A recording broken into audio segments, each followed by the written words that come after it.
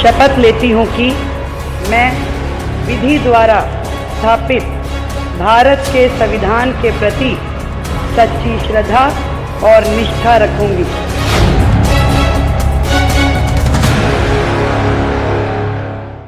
नमस्कार, आप देख रहे हैं अपना बिहार। मैं हूं शुभे मिश्रा आपके साथ। और दिल्ली में अब से रेखा राज होगा और रेखा गुप्ता ने आज सीएम पद की शपथ ले ली है। रामलीला मैदान में उन्होंने शपथ ली और साथ ही साथ 6 मंत्रियों ने भी पद एवं गोपनीयता की शपथ ली है। इस ऐतिहासिक पल के लाखों लोग गवाह बने। साथ ही साथ प्रधानमंत्री नरेंद्र मोदी और अमित शाह भी वहां पर मौजूद रहे।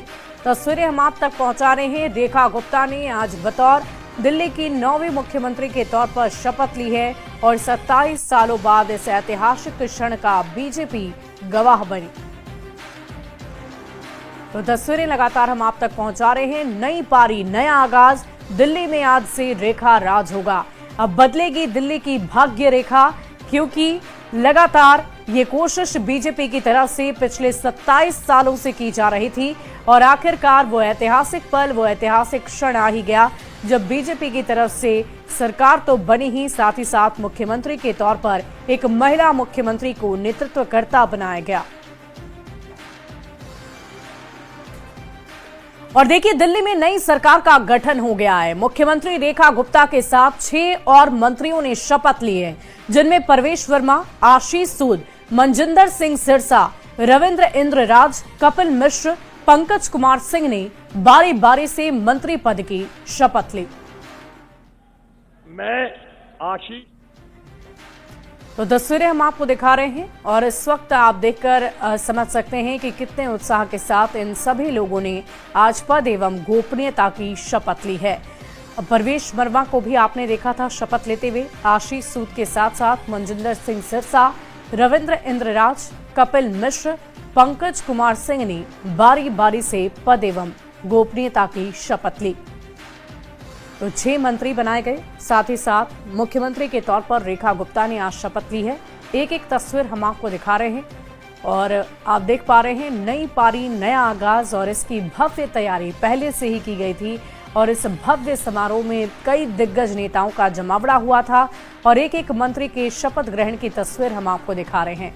तो रेखा का राज्याभिषेक तो हुआ ही, साथ ही साथ 6 मंत्रियों ने भी पद एवं गोपनीयता की शपथ ली है। तो तस्वीरें लगातार हम आप तक पहुंचा रहे हैं। इस वक्त आप देख पा रहे होंगे रेखा गुप्ता के साथ साथ 6 अलग अलग मंत्रियों ने शपथ ली है, तो जिनमें परवेश वर्मा, साथ ही साथ आशीष सूद, मनजिंदर सिंह सिरसा, रविंद्र इंद्र राज, कपिल मिश्र, पंकज कुमार सिंह ने बारी बारी से मंत्री पद की शपथ ली। इनमें से अगर परवेश वर्मा की बात करें तो इनकी भी चर्चा बतौर मुख्यमंत्री की रेस में की जा रही थी, लेकिन इन्हें मंत्री पद दिया गया है। ये भी मंत्रिमंडल जा रहे हैं और यमुना जी आपको स्वच्छ और सुंदर मिलेगी, इसका वचन जरूर हमारी भारतीय जनता पार्टी आपको देती है और अगले छठ में आपको उसका स्वरूप बदला हुआ मिलेगा। 100% पहली कैबिनेट की मिनिस्ट्री में हम पास करके उसको लागू करेंगे और 11 साल की जो सरकार ने दिल्ली के का वो बेहाल कर रखा है उसको जल्द से दुरुस्त करना, क्योंकि मोदी जी का संकल्प और मोदी जी का वादा हमारे प्रधानमंत्री जी किया, उसको हम जल्द से जल्द पूरा करेंगे। दिल्ली की जीत देश की जीत है और भारतीय जनता पार्टी जमीन से जुड़ा हुआ ऐसे व्यक्ति को मुख्यमंत्री बनाए जो संगठन का सामाजिक और शासनिक सभी अनुभव लिए हुए हैं और महिला सशक्तिकरण का जो शुरुआत देश के प्रधानमंत्री जी ने किया है उसका प्रमाण है। ये परमानेंट मुख्यमंत्री है। केजरीवाल जी के तहत टेम्पोररी मुख्यमंत्री महिला अब नहीं रहेगी।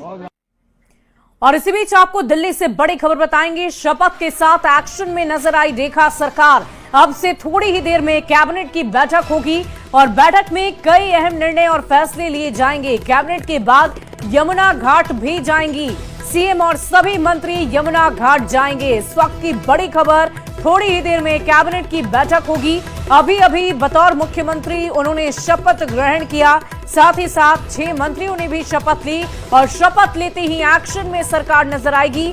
थोड़ी ही देर में कैबिनेट की बैठक होगी और इसमें कई अहम और बड़े निर्णय लिए जा सकते हैं, फैसले लिए जा सकते हैं। कैबिनेट के बाद यमुना घाट भी जाएंगी। सीएम और सभी मंत्री यमुना घाट पहुंचेंगे और वहां पर जायजा लेंगे। अभी अभी आपने सुना पंकज सिंह कह रहे थे कि यमुना की पूरी तस्वीर बीजेपी सरकार बदलने की कोशिश करेगी और हम आपसे ये वादा करते हैं कि इस बार यमुना पूरी तरह आपको साफ मिलेगी और इसकी गारंटी बीजेपी सरकार लेती है। और इसी बीच ये बड़ी खबर आपको बता रहे हैं, बैठक में कई अहम फैसले हो सकते हैं, इसकी चर्चा की जा रही है। और कैबिनेट के बाद यमुना घाट तमाम जो नए मंत्री जिन्होंने अभी अभी शपथ ली है, जिसकी तस्वीरें भी आपने देखी, साथ ही साथ रेखा गुप्ता जिन्होंने बतौर मुख्यमंत्री शपथ ली, वो तुरंत एक्शन मोड में आ गई हैं। अभी कैबिनेट की बैठक होगी और कैबिनेट की बैठक के ठीक बाद सीधे वो सभी नए मंत्री, चयनित मंत्री, साथ ही साथ जिन्होंने पद एवं गोपनीयता की शपथ ली है, वो तमाम 6 लोग,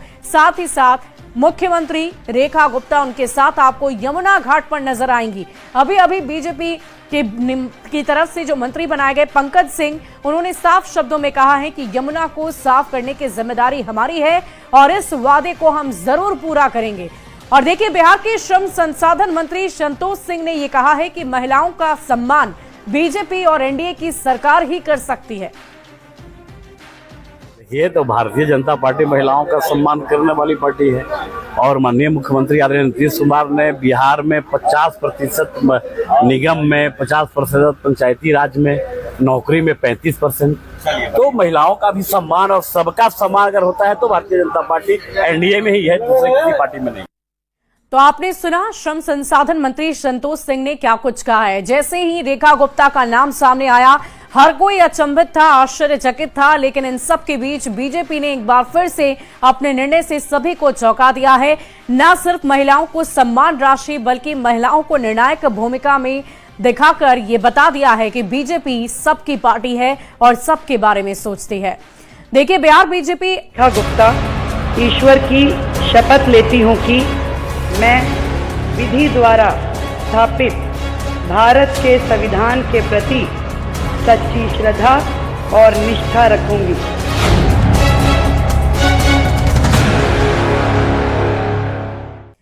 और इसी बीच बढ़ते हैं अगली खबर की ओर। बिहार बीजेपी अध्यक्ष दिलीप जायसवाल ने नेता प्रतिपक्ष तेजस्वी यादव पर निशाना साधा है। कैमूर में दिलीप जायसवाल ने कहा है कि आज जो अपराध हो रहे हैं वो भी लालू राज की ही देन है।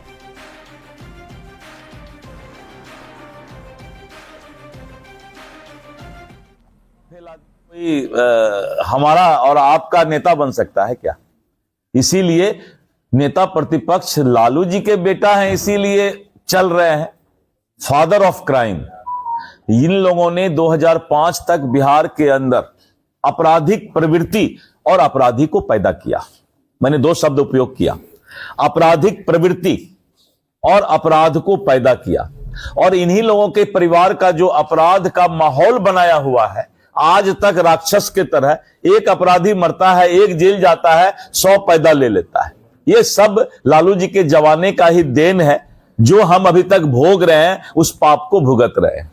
कैमूर के जगजीवन स्टेडियम में एनडीए के कार्यकर्ता सम्मेलन को आयोजित किया गया है और इस सम्मेलन में 10,000 कार्यकर्ता शामिल होंगे।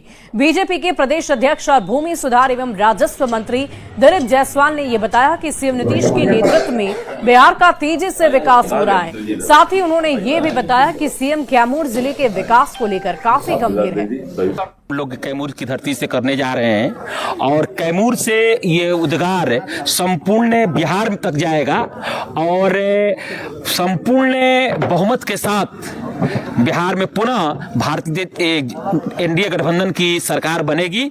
इसके लिए कार्यकर्ता कमर कस चुके हैं और उसकी आगाज आज इस धरती पर होने जा रही है। और भी कुछ लोग हैं, उनसे ही बात करने की कोशिश की आज क्या क्या तैयारी है, क्या क्या तैयारी हुई है आज एनडीए की बैठक में। मुख्य रूप से 2025 की हम लोग के 225 सीट का लक्ष्य एनडीए गठबंधन को लेकर के हम लोग आज तैयारी हुई है। जैसा हमारे नेता पांचों दल के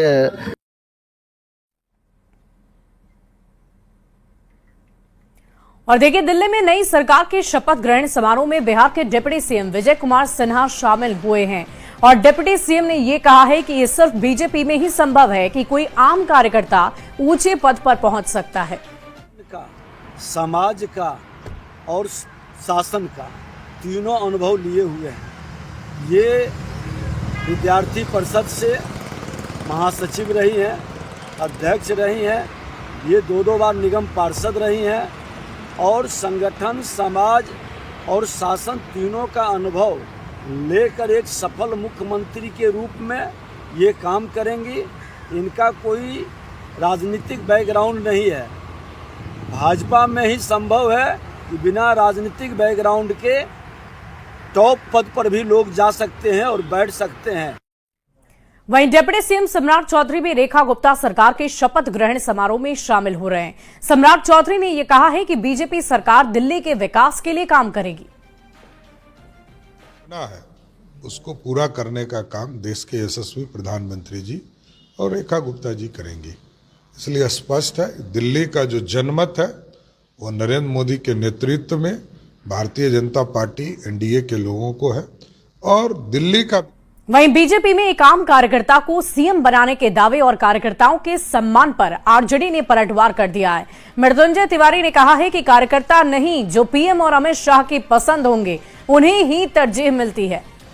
बीजेपी में कार्यकर्ता मुख्यमंत्री क्या बनेंगे? जो आदरणीय प्रधानमंत्री जी, आदरणीय गृह मंत्री जी की पसंद होंगे, यही 2 लोग तय करते हैं। जो पुराने कार्यकर्ता रहे हैं, लंबे समय से पार्टी का सेवा किया है, पुराने दिनों में उनको तवज्जो नहीं मिलता है। वहाँ तो दूसरे दल से जो नेता आते हैं उनको तवज्जो मिलता है। वहीं केंद्रीय कपड़ा मंत्री गिरिराज सिंह ने आज महाकुंभ में डुबकी लगाई है। उन्होंने महाकुंभ की व्यवस्था की तारीफ भी की है। मैं समझता हूं कि महाकुंभ की व्यवस्था, इससे उत्तम कोई व्यवस्था हो ही नहीं सकती है। साफ सुथरा, लोगों की देखभाल।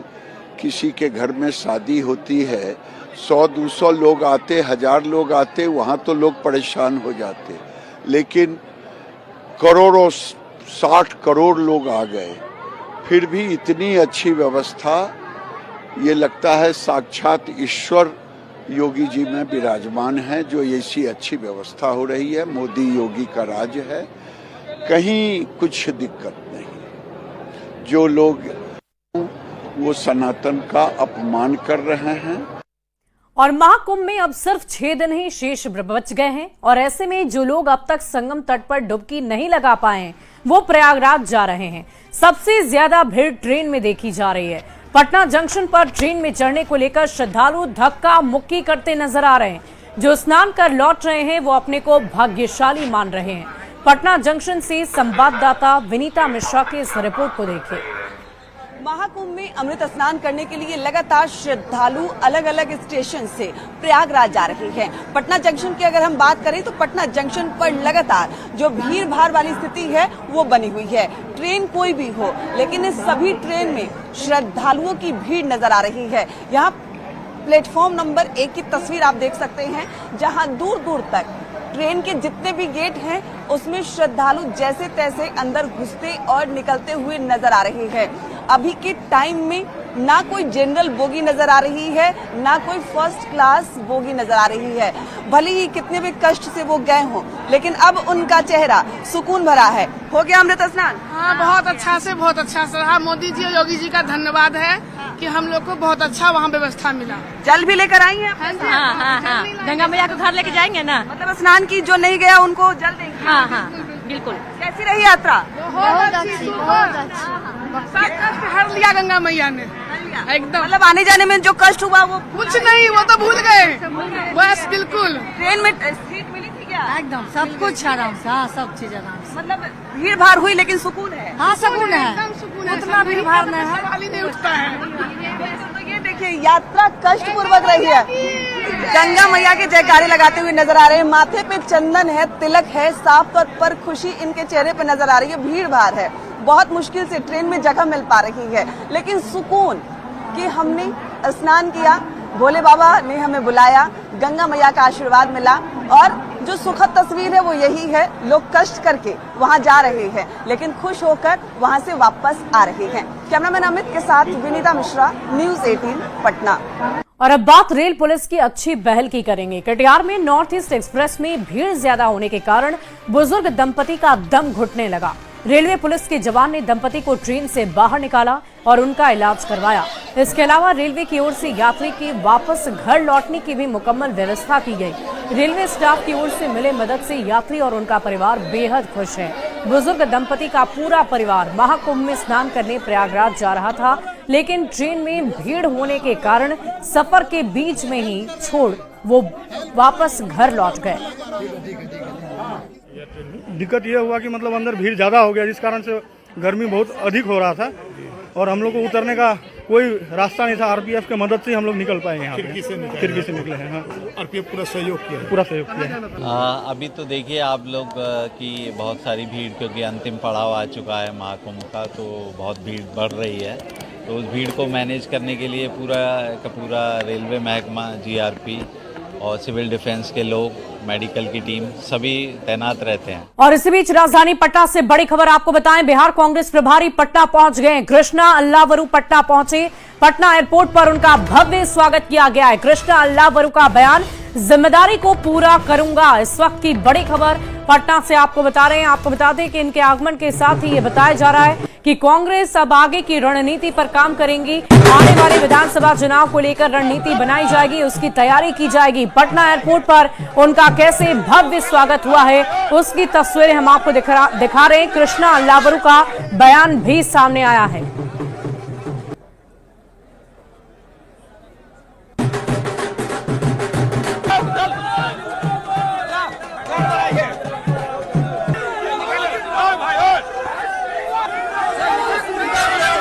वहीं लेह लद्दाख के चुमाथांग में पानी की टंकी फटने से शहीद हुए सूबेदार संतोष कुमार का आज अंतिम संस्कार किया गया। इस मौके पर आमोखर गांव में स्थानीय विधायक और अधिकारी मौजूद रहे। बेटे शुभम कुमार ने शहीद को मुखाग्नि दी। शहीद की पत्नी ने पार्थिव शरीर को सैल्यूट किया। परिवार को सेना की ओर से तत्काल 21 लाख रुपए मदद राशि दी गई है। ये 21 लाख रुपए का चेक दिया गया है, जो मैं जिला सैनिक कल्याण पदाधिकारी दिवंगत सुविधा साहब की पत्नी को हैंड ओवर किया। और इसके बाद जो भी कार्रवाई होगी उनका फैमिली पेंशन का, वो जिला सैनिक कल्याण कार्यालय दया के थ्रू हो जाएगा। उसके लिए उनके यूनिट से स्क्वाड्स आएंगे जो कि सारा डॉक्यूमेंटेशन काम करेंगे। हम बिहार सरकार और राज्य सैनिक निदेशालय हर जवान, हर फौजी अधिकारी और हर मिलिट्री के पर्सनल्स के लिए सहयोग के लिए हमेशा तत्पर है। और अब बात पीडीएस डीलर की मनमानी से परेशान जनता की करेंगे। मोतिहारी के शंकर सरैया दक्षिणी पंचायत के लोगों ने आज सड़क पर उतरकर जमकर बवाल काटा। प्रदर्शन कर रहे लोगों का यह आरोप है कि पीडीएस डीलर बीते 8 महीनों से राशन नहीं दे रहा है। राशन नहीं मिलने से लोग भूखमरी की कगार पर आ गए हैं। प्रदर्शन कर रहे लोगों ने चेतावनी दी है कि अगर उन्हें राशन नहीं मिला तो वो आमरण अनशन करेंगे। आदमी डेट बढ़ाओ खालिया देत नहीं, फिंगर ले लेता, रिसीविंग दे देता, राशन नहीं खरीदता, खाली झाड़ के बेला देता। समाज में नहीं की जो हमनी के राशन नहीं के मिलो, हमनी कहाँ दौड़ी, कहाँ का करी।